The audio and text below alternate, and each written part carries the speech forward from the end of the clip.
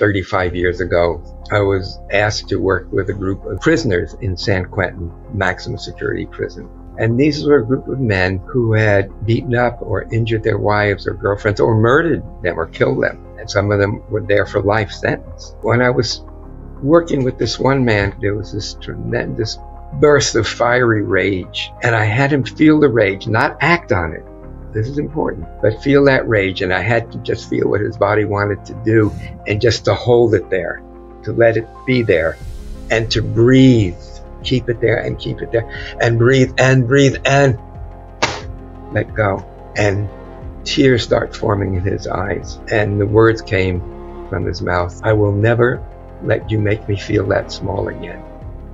So he's talking to his mother. And then all the other people started crying in the group, and they were hugging each other and hugging me. It's a little bit unnerving to be hugged by some people who are in there for life sentence for murder. But I mean, it was beautiful because they could really, really see where that anger came from. They were humiliated. All right. I have to say, Dr. Levine, to start, just out of respect, I got to say, I know I asked you before and I was like, it doesn't feel right. I gotta say it once just to get it there. But thank you so much for joining me on the show. This is a real honor and a pleasure. Yeah. Let's begin. I want to just start high level and we'll see where all this takes us as we get into the weeds. But let's just start with the defining of trauma for you. How would you define trauma? And maybe why do you think it's become such a prominent aspect of our modern conversation? Yeah, okay. Those are interesting questions. Okay. You know, when I started developing my work, which is called Somatic Experiencing, it was in the mid to late 60s. And I was fortunate that I didn't yet know the definition of trauma as PTSD. That was another 12, 13 years in the future.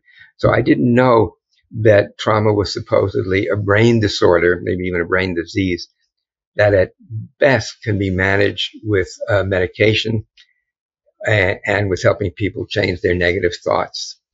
And so my discovery was that trauma is something that happens in the body. Well, first, let me say something about trauma. So trauma is really from the Latin, which means wound or injury. And I look at trauma in that way, not as the diagnostic category of PTSD. And all of us have some kind of wounding that's affecting our lives, that's affecting our emotional well-being, that's affecting our relationships, that's affecting all parts of our lives. And so in developing somatic experiencing, really looked at what some of those injuries look like. And most importantly, of course, how could they be healed? So that's really where I started, is really looking at a more broad overall sense of trauma as an injury, as a wound, which means we all have injuries and wounds, and they all affect us to different degrees. And it doesn't have to be that we're getting flashbacks. It could just be that that our energy is not full, that we lack certain, capacities to engage with other people. Yeah. And again, usually, sometimes people ask me, well, can you heal a trauma if you don't know what the trauma was? And I say, well, actually, yeah, you can. All you have to do is have some kind of a symptom or haunting, and that will take you where you need to go if you follow its impact on the body. And somatic experiencing is about not just the anatomical, physiological body. It is that. But it's also about the living body, the sensing body, the interoceptive body. Can you say a little bit more about the body's role or how trauma affects the body? Because I think like you're saying, for a long time, when people looked at PTSD, it was generally associated with the brain. And as you know, a lot of the conversation has shifted to the body's role in trauma. Yeah. Okay, Connor. So let's just say you go outside and you see that somebody's been injured, and your guts go, ugh. And you walk out and you see the person's really been injured significantly, and you really go, oh, ugh. And of course, you call the ambulance, but what your response is gut twist. The brain recognizes injury and recognizes injury as potentially trauma forming. And what it does, it involves a very specific grabbing in our guts. So again, you go out, you see the injury, and your brain recognizes it as threat, as injury, and your guts go yuck. And there's a nerve that goes from the back of the brainstem, down all the way through the body cavities, below the diaphragm, especially to the gastrointestinal system, but to all the organs. And so again, when you see something like this, it registers danger, it registers injury, it goes down, and our guts twist. Now, what is not very well known, not so very well known, is that that nerve is the largest nerve in the body by far, and only 20% of it is actually efferent. So in other words, only 20% is taking information from the brain and relaying it down into our guts. But the great majority, as much as 80+% of those fibers, are actually taking information from our guts and relaying it back up to the brain. So, for example, you see the injury and your gut twists. That's the motor part. But then that information is sent back up to the brain stem where it's amplified, and it really goes, oh, yuck. And so maybe that night when you're laying in bed trying to sleep and your guts are all twisted, and then you see the image of the person being injured, and it's like it's still happening. It's still happening. So what we need to do, what my basic discovery was, that we have to get a new signal from the guts that tells the brain it's okay. The threat, the injury is over. You're not injured. The person's going to be okay. The ambulance is coming and they're going to take care of them. But you have to wait for that part to happen. Otherwise, it keeps replaying itself. So there are a number of different body-oriented exercises that I've developed to help that process along. So that's one example of the gut twist. Think of another simple example. Maybe as a child, we were hit by one of our parents. And so our bodies brace to protect ourselves. Our shoulders brace to protect ourselves. And if that happens enough, so the first time it happens, we feel hit, we protect, but then our shoulders fall down again. But then if this continues to happen over and over again, the shoulders don't drop. They just stay there and they become chronic. So you experience chronic tension, and then usually this will lead to chronic pain. So again, how do you change that signal coming from the shoulders? By, for example, noticing, okay, if you have pain in the shoulder and then there's underneath that pain, you have some kind of tension pattern. And if the tension increases, what happens to the shoulders? Well, that shoulder goes up to the ear. Okay, so what happens if you just do that very, very slowly? Just a millimeter at a time. So let the shoulder goes up just the smallest amount and then letting it go down. And you do that maybe 2 or 3 times. And surprisingly, that bracing pattern stops and there can be a great relief in our bodies. Similar for the guts.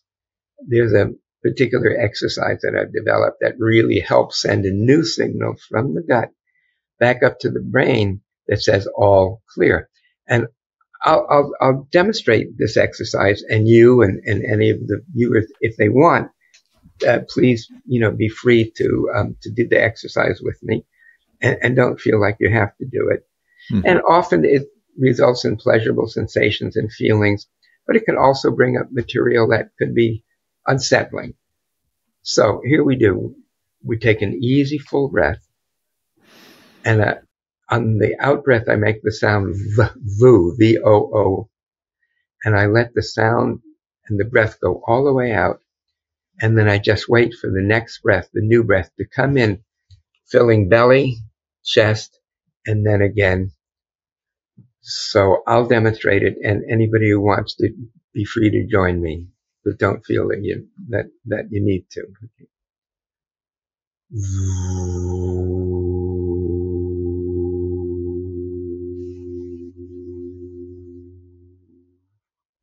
Wait for the breath to come in on its own.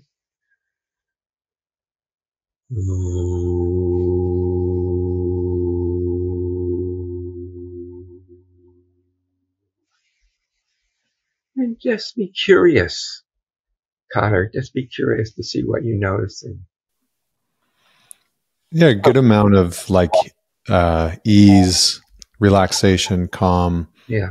And it was interesting because as you were talking, I've had to do a good amount of work with.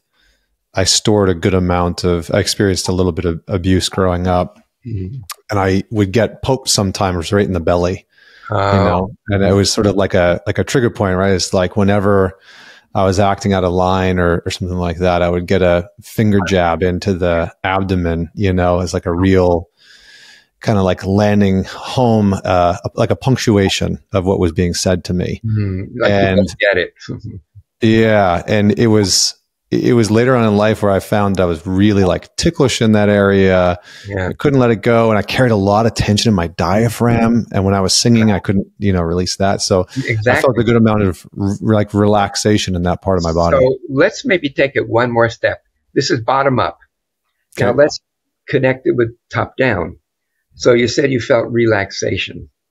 So I'm going to give you a sentence to say, and they're my words, so they might not mean anything, but the idea is simply, if you're willing to say it, and be curious what happens when you say the words.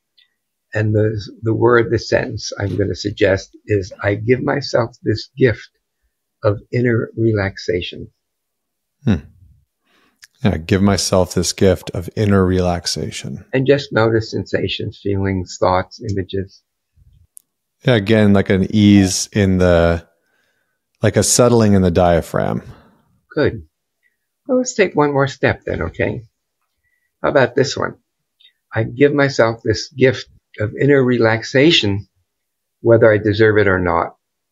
I give myself this gift of inner relaxation, whether I deserve it or not. And again, just curiosity, reflecting on what happens as you say those words. I can see there's a little moistening in your eyes.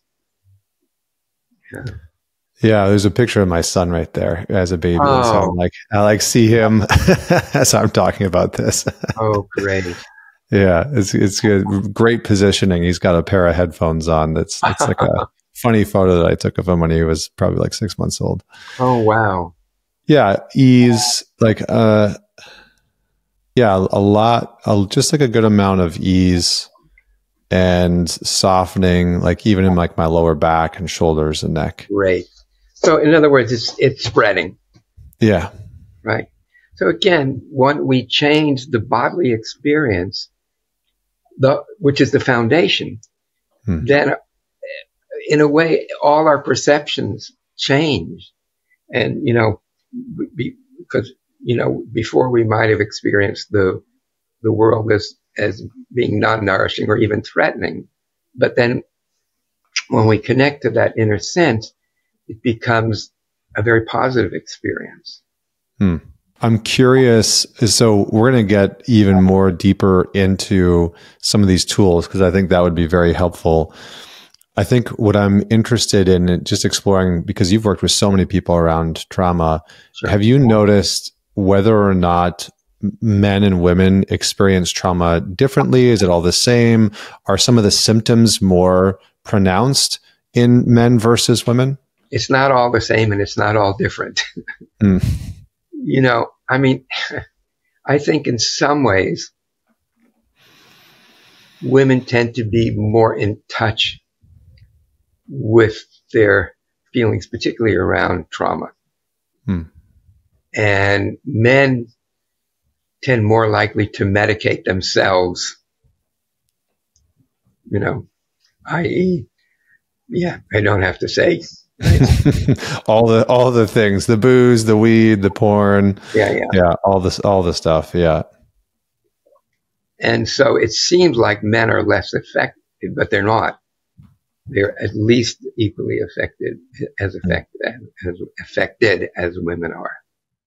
What should men be looking for with regards to the symptoms of trauma? Because I think for a lot of guys, they hear things like PTSD, and because I want to help men be able to identify what that looks like, feels like, sounds like within themselves. Because I think for a lot of men, it's like, well, unless I'm experiencing intense flashbacks or, crippling panic attacks, I'm probably fine. Well, and again, like I was saying at the beginning, the definition or the Latin of trauma is wound or injury.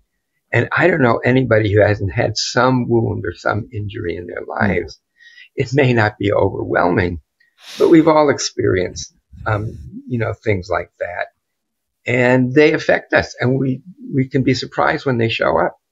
Like all of a sudden we might be angry. So if we're in a relationship, say just a heterosexual relationship, all of a sudden we're yelling at our spouse or at our children.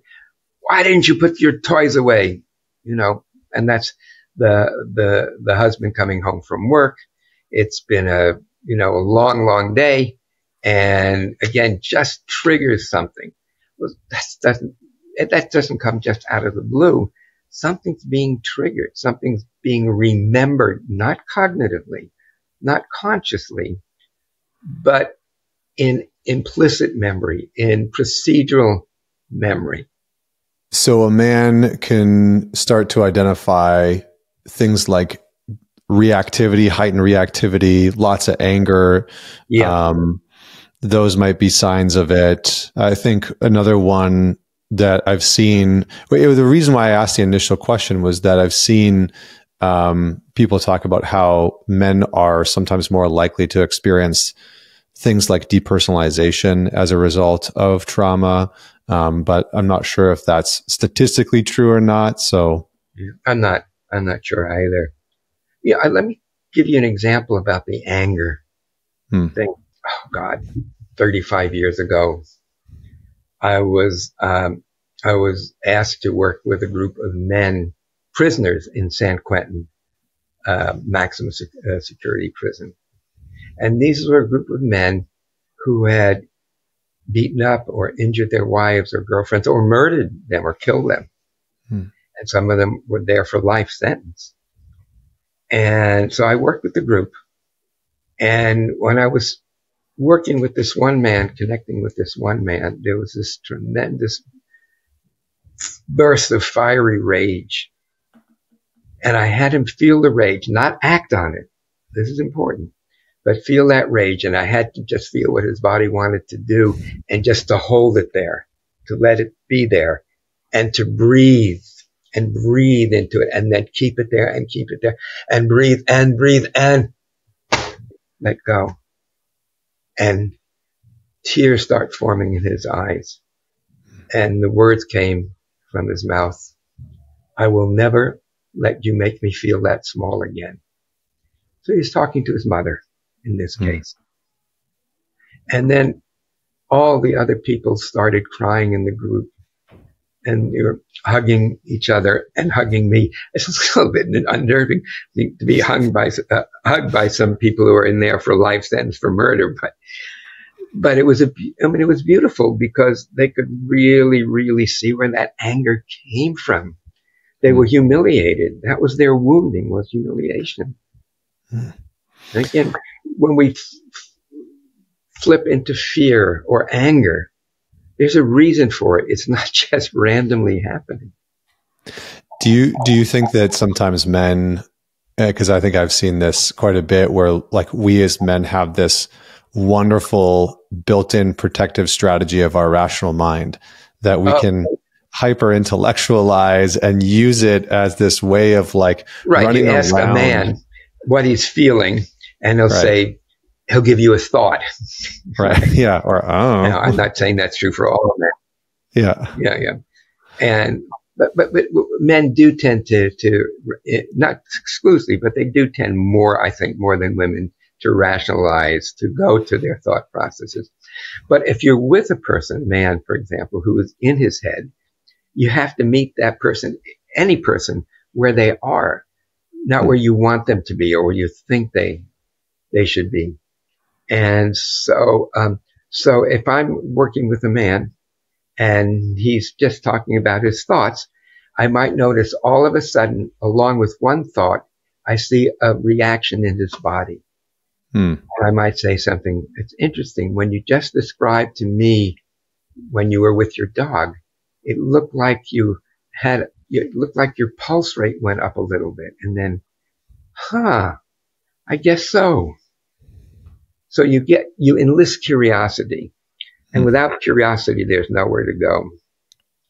When I talk about my life, because I experienced tremendous violence and trauma in my life. And one of the things that I think was really helpful in my healing was being able to be curious about my reactions to certain things. I'm for the guys that are out there listening, wondering how they can get a little bit more into their body, like to thaw the relationship in the body. What are some ways in which they can start to move, take that, what's the quote? The longest journey a man will ever take is from the 18 inches from his head to his heart, I think is the right. I think I've heard that. Yeah, that's cute.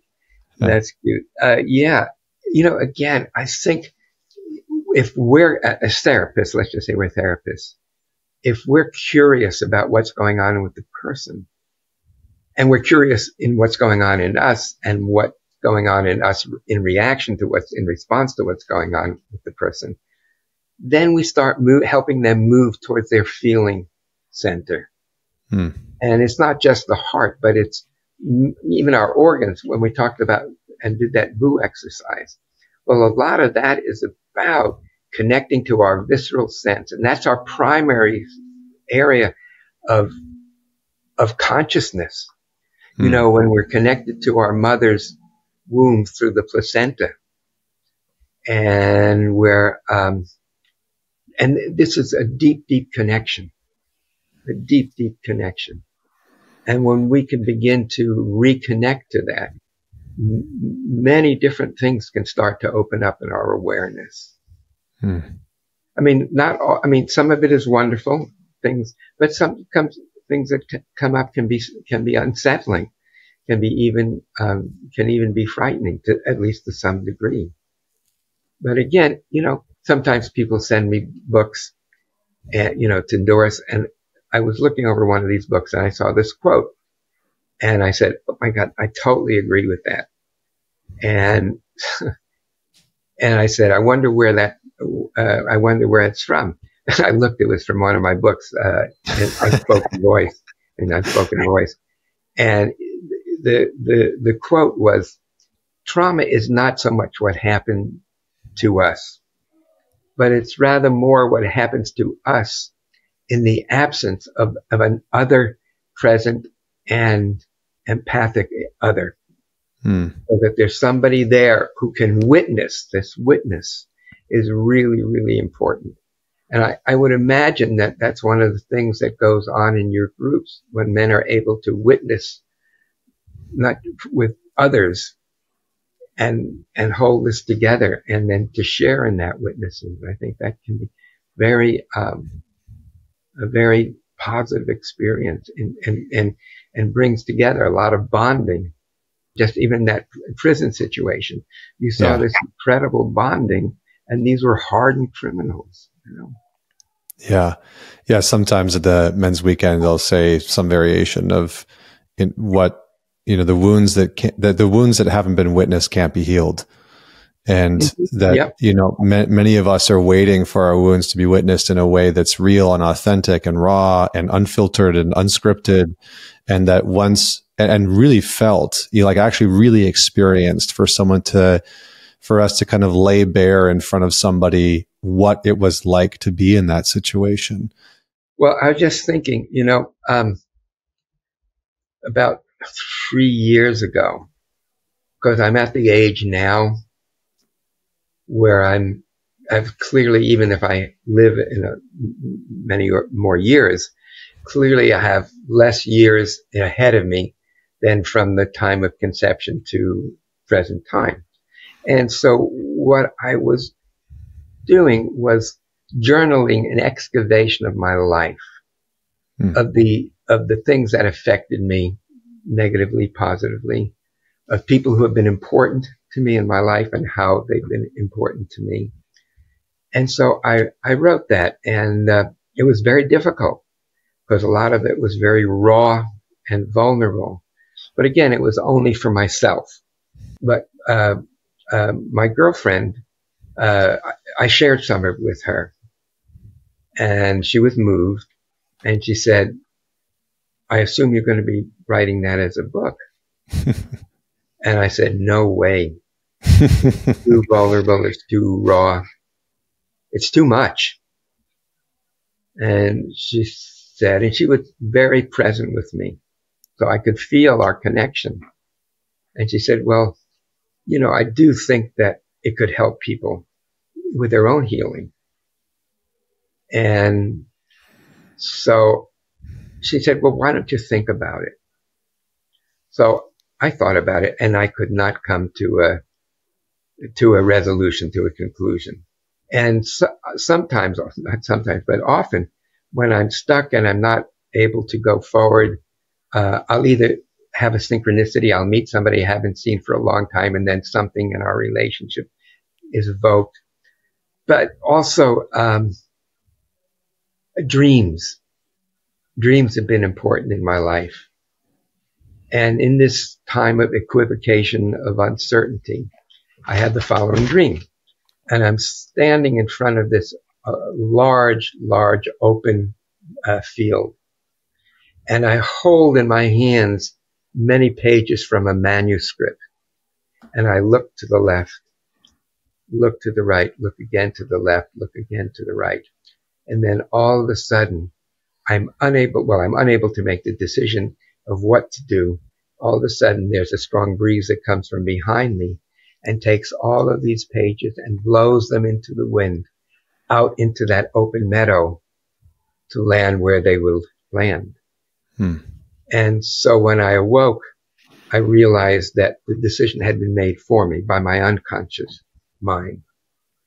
And so I set to write this autobiography of trauma, my healing journey, or a healing journey.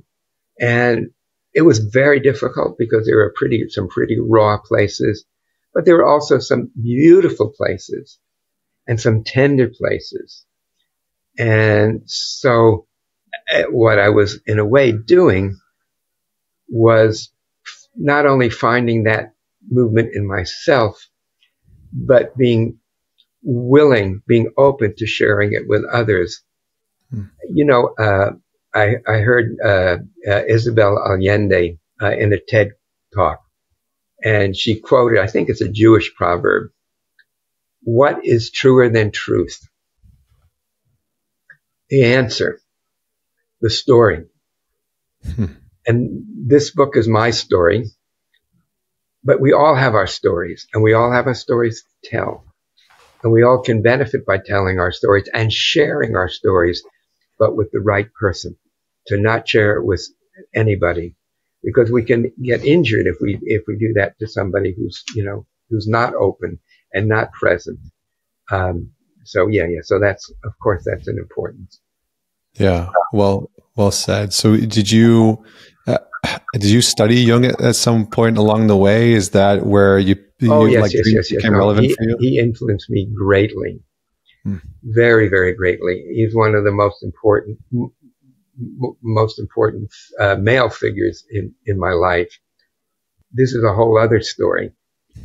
But when I was working on my doctoral dissertation in biophysics, and this was 1971, 72, and I was also starting to teach the rudimentary beginnings of somatic experiencing, to a group of a dozen or so Berkeley therapists, and they would come every week or every other week to my, we called it my Wildcat Canyon tree house. And I would just hang out with them and work with them, and then try to explain to them basically what I was doing and why I was doing what I was doing. So anyhow, after a long day, I know they were long days, I would go to my favorite restaurant on San Pablo Avenue called the Beggar's Banquet. And the waitresses there would always greet me by name and warmly greet me. And they would usually have me sit down at my normal table. And usually they would bring a bowl of soup, warm soup, along with crispy French bread, crispy on the outside, moist and soft on the inside. And it's kind of like the struggles for the day would recede. And I could feel the nurturance, really, their nurturance and the nurturance of being served there. So one day I'm sitting there in the usual chair at the small table, and off to the side I see a fleeting shadow. And I look up, and at first I don't see anything. But then after a while, I see this old man with wild curly hair and wearing a ruffled sports jacket that was 2 or 3 times the size for him. And he kind of pointed to the other chair at the table. And I assumed that to be an invitation. And I did. I invited him to sit down. Well, after a short period of time, I realized this was an image. This was an image of Albert Einstein. Now, remember, I'm also at this time doing academic work, and I know that this wasn't really Albert Einstein. And it's something that's called active imagination, which was something that Jung coined the term. So it's something where it's like a bridge between conscious and unconscious processes. And active imagination, I did a little reading about that. And it's what I came up with is that active imagination does not occur in adults. It only occurs in children. And I remember thinking, that is the stupidest thing I've ever heard. We adults need it more than the children do, and we all need it. It's all a beautiful thing. But again, it's a way of connecting unconscious and conscious processes. Well, anyhow, for a period of over a year, I would ask questions to this figure, to this imaginary figure, Albert Einstein. And he would ask me questions about my questions. This is the method that Socrates used, the Socratic dialogue.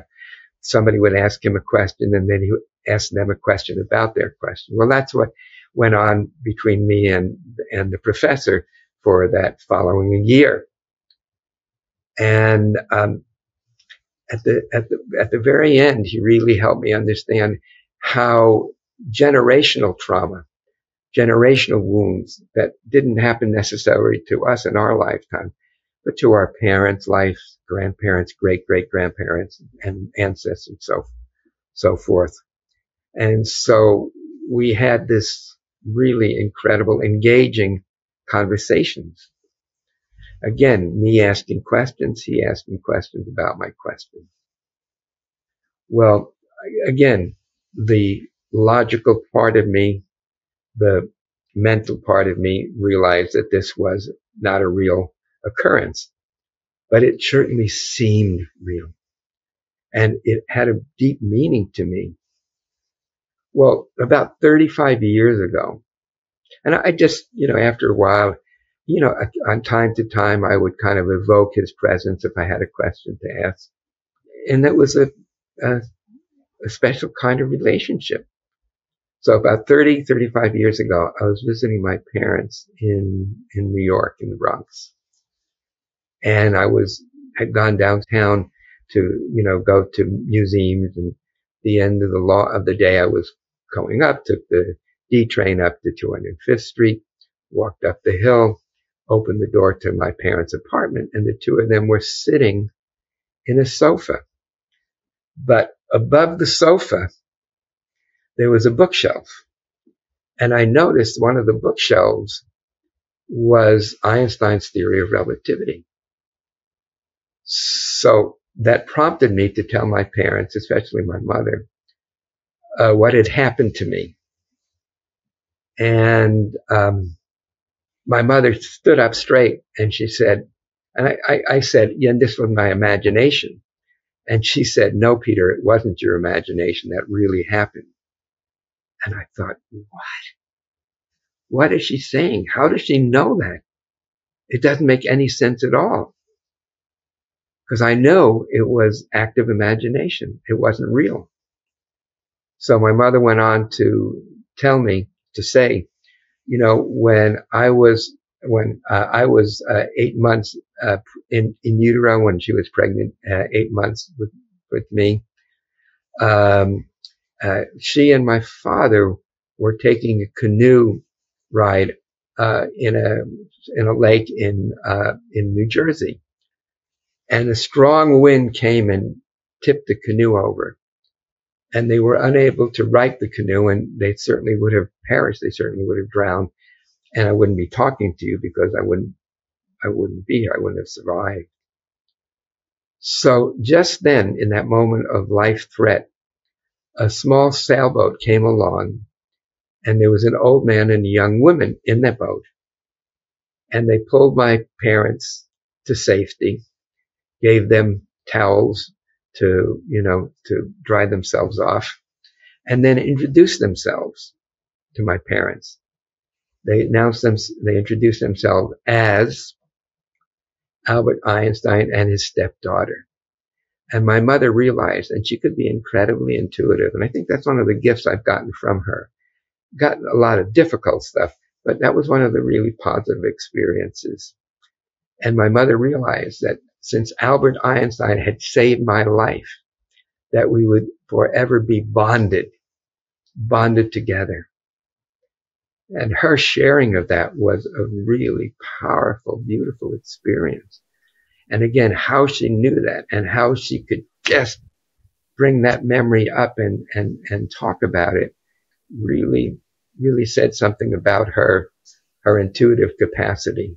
I really appreciate you sharing that story. And I mean, it's interesting. There's a lot of different threads could pull into there. My first mentor introduced me. The first man that I apprenticed with was a Jungian psychologist, and he introduced me to Jung, and it just rocked my world and forever shaped things in a lot of ways. And I know in your book you talk about science and shamanism, and it's interesting because there is this type of like mystical quality to healing, and I think you just articulated it through a story, which is so beautiful.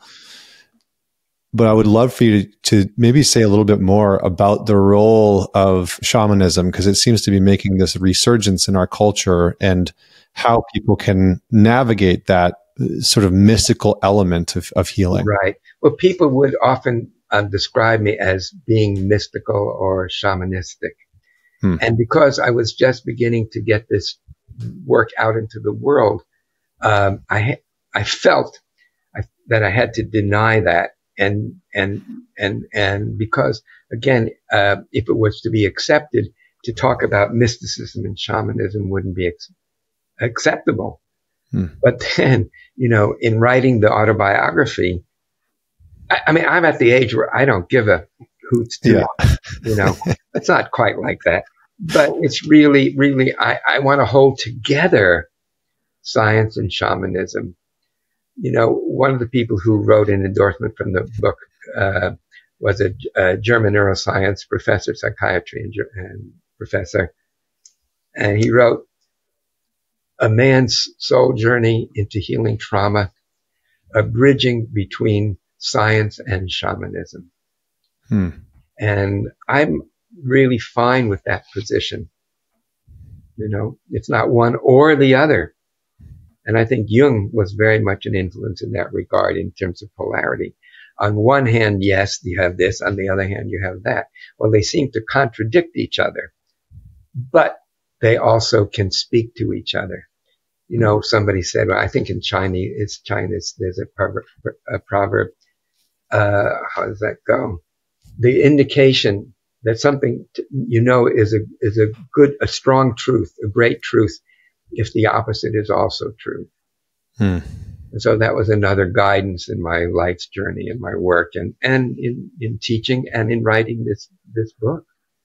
I have a tattoo on my arm, and it's got the Om symbol on it, and it's got the flower of life, and then it's got Metatron's cube, which is like a geometric shape that is supposed to represent the primary shapes that make up all shapes in existence. And so it's like this convergence between spirituality and mathematics, right? Yeah. Can you send me that? Yeah. I'll send it to you, because I think that was one of the primary. I mean, there's so many things I got from Jung, but there's something that really clicked for me when I was going through his work around, yes, analysis, yes, data, yes, science, yes, these things are incredibly important. And yet here was a man who, here was a man who on the archway of the door to the entrance of his house had a Latin saying that basically translated to "called or not called, the gods will come." And it was like, what an interesting paradoxical human being, and he did many paradoxes. He certainly did. Yeah, he definitely did. But so this notion of like, how do we make space for that? Like, how does the average person, because I know it's hard to quantify or sort of, make into like this, here's the 3 things you do to let shamanism, to make room for the mystical aspects of your healing. But I think for men especially, it's something that I see so many guys struggling with. It's like, give me the 5 steps, I'll go do that. And I'm always like, but there's this other part to it that really is about faith, and Alan Watts had this beautiful quote that has always stuck with me. He said, "Belief clings, faith lets go." And I've always held to that, because I feel this very deep, and it's not a rational part, it's not a logical thing. It's just this very deep intuitive sense of like, yeah, there's just parts of this that I can't task my way into, that I can't do my way into, that I actually have to surrender into and have faith and let go entirely. So I'm curious about how you would just speak to that a little bit more, because I really wanted to land. To speak about making space for the sort of shamanistic or mystical part of the healing process. Yeah. Talking about putting up a sign by your door, I would put up a sign that says welcome and welcome these different ways of perceiving the world, even in physics. You're constantly dealing with paradoxes. How can light be a particle and a wave both? It's not possible, but it is. In quantum physics, it's one of the bases of quantum physics. So, like superposition is when a particle is in one place but not there. Right, exactly. Yeah. There and not there. I mean, all of these things you think that's really weird.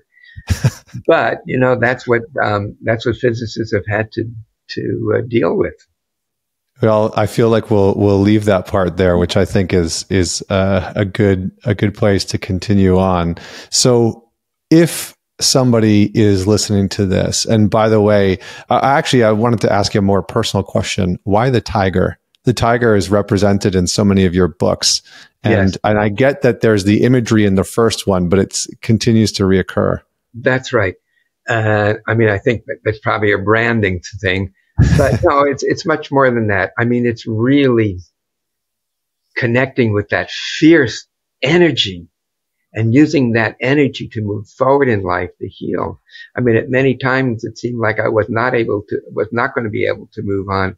When my family was under threat from the mafia, that like they told my father, if you testify against us, against me, you'll find your family face down in the East River. So we had, all of this that we were having to grow up with. Anger is a form of power, but it's not good when it's power over somebody. And, but power as a life force, to me, is represented by the tiger, by that animal. There were two animals that basically are my inner animals. One is the tiger, and the other is the hummingbird. And the hummingbird is still like a hummingbird. So its wing is beating at hundreds of times per second, and it's still. And it's still, and it's quiet, and it just hovers.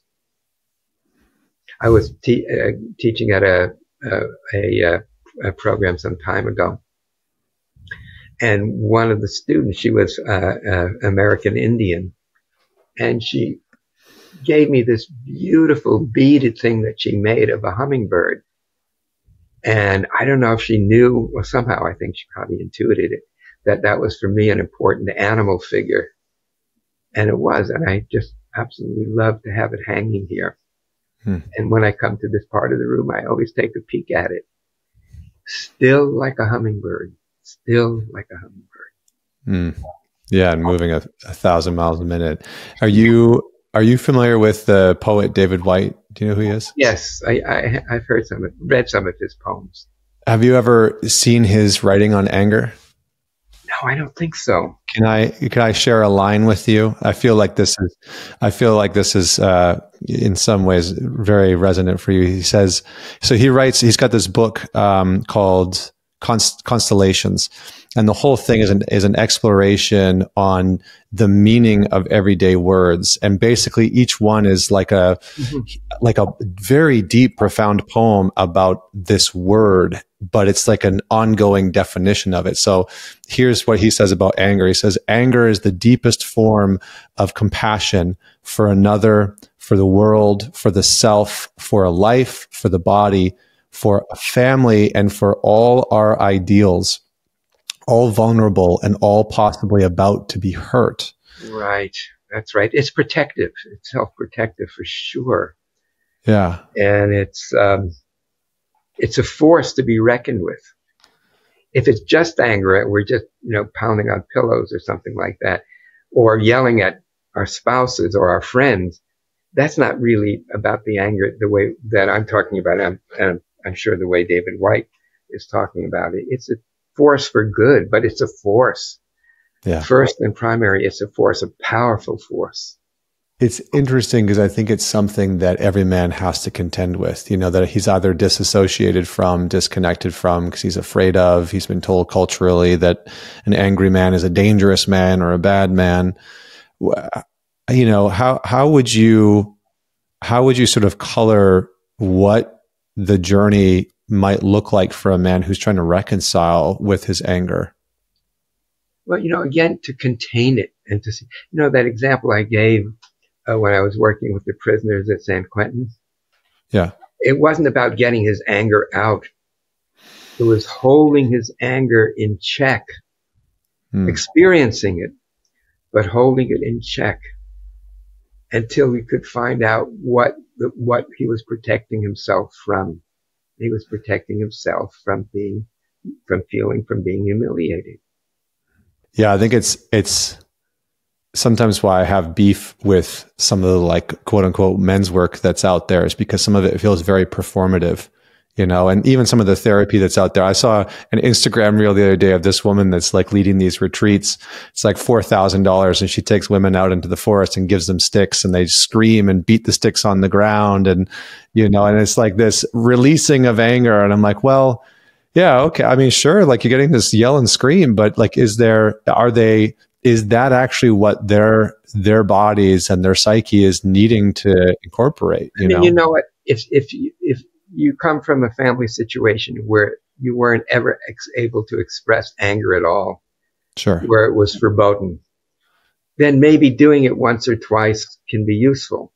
Yeah. But as a habit, it's not. Yeah. It really takes us away from where we need to go, where we want to go and need to go. I like that there's just this ongoing German line through this. I guess that started before we started the conversation, because we were we were speaking in German before before we hit record. Can you speak a little bit?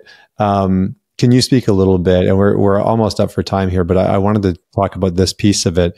Can you speak a little bit about the impact that trauma, that betrayal can have on someone's ability to express themselves sexually? Because I think this is something that you touch on the book. Yeah, I really kind of follow that trajectory, that path in the book. I'm experienced many times of pain and anguish. But betrayal is its own beast. And betrayal is about being stabbed in the back by a javelin by the one person that we thought loved us and cared for us. And for me, this was a particular event. I was as a child, I was always interested in electricity and those kind of things. So my uncle took me to a cousin's electrical warehouse in Canal Street in downtown Manhattan. And I saw a buzzer and a button, and I stole them. I put them in my pocket when no one's looking. And when I got home, I went down in the basement and I found this big box that had a TV in it. You know, it's like the size of a refrigerator now. And I brought it up and I cut out a hole for a window, square hole, and then a cutout for a door. And I connected the buzzer to the button, the button to the electrical socket. It's amazing. I didn't electrocute myself because it's supposed to be 12 volts. I connected it to 120 volts. But anyhow, my parents, of course, must have heard it, and they must have known where it had come from. And so they came in and ripped open the door of the clubhouse and pulled me out and dragged me into the living room. And there, one after another, they would interrogate me. They would slap me and hit me, and then they would push me to the other person, to the other one, and then they would slap, and something was never the same after that. Because that was a betrayal. I mean, they could have said something. They could have definitely said something like, you know, it's great that you have this imagination and then you can understand about the electricity. But, you know, if you want it, you have to ask for it. And we'll take you back there and we'll pay. But then you have to tell him that you took it. Something like that. That would have been a good learning experience. But instead, it was this betrayal. And that child, that inner child, was really wounded. Really wounded. You know, and the final chapter in the book, I call it Living My Dying Through the Eye of the Needle. And looking at what it is in my life, in the remaining time in my life, where I really yearn to make the connection. And that was this 18-month-old, 2-year-old child who was just filled with exuberance. And to connect with him and to love him, I think I can show you a picture. There's many, many different pictures in this book. Anyhow, this is me. And this is the exuberant child that I really wanted. And I did take in my arm and my hand and walk together with him. Yeah. It's beautiful. Yeah, he is. He is. Yeah, I get that very much. I have this little guy right here on my desk. This is me after digging around in the dirt, getting a bubble bath in a pot, you know, just in like a in a pot because we didn't have a lot, and so that was like the joy, the Band-Aid on the knee and everything. So I get that very much. Well, maybe let's wrap up with just what are some just continuation of the tools. I just want to revisit that because I think I don't want to leave people hanging on that. But what are some other things that people can start to implement to support themselves as they move through this process? To not do it alone, to be with another, to share with another. You know, in, again, one of the other books, in An Unspoken Voice, I describe, I was going across the street and I got hit by this woman, teenage driver at about 25 miles an hour, thrown into the windshield, thrown up into the air and down onto the pavement. And I was literally dissociated. I was not in my body. I was above my body, looking down, seeing myself, you know, strewn out on the pavement. And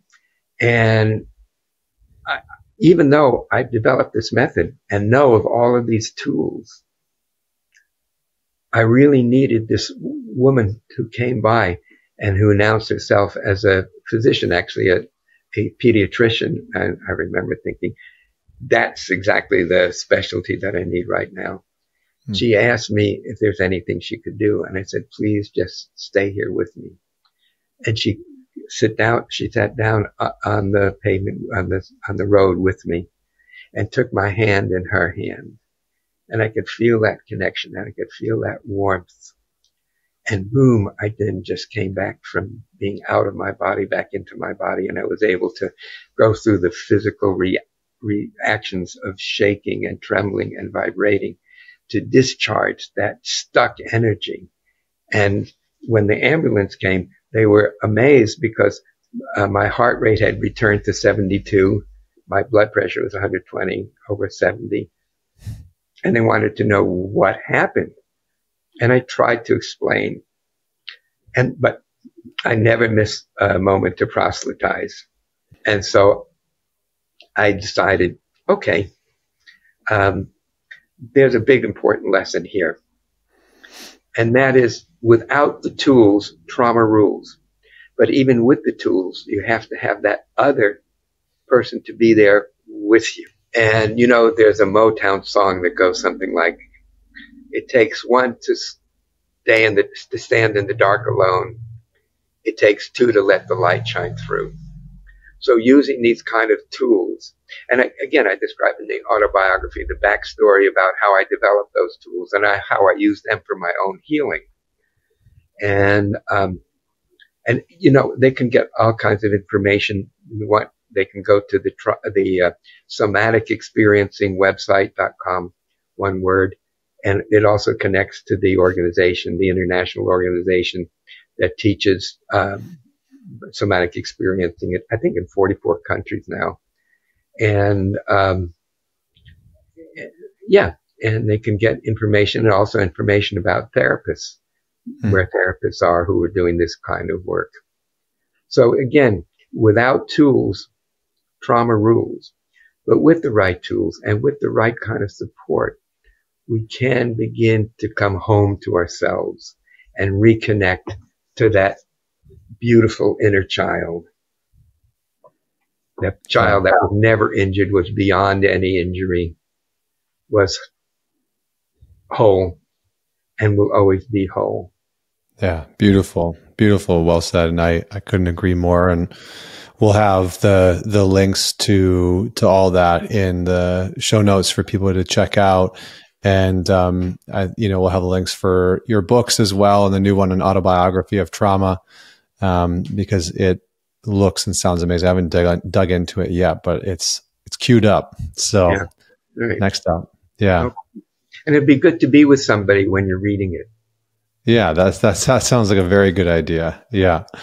Yeah. Well, thank you, Peter, for joining me. And I'm really curious about seeing this image here of that you were describing on your tattoo. Yeah, I'll try and send you. Okay. All right. I don't know if I can show you here. Good. I see a little bit. Oh yeah! Wow, great ink.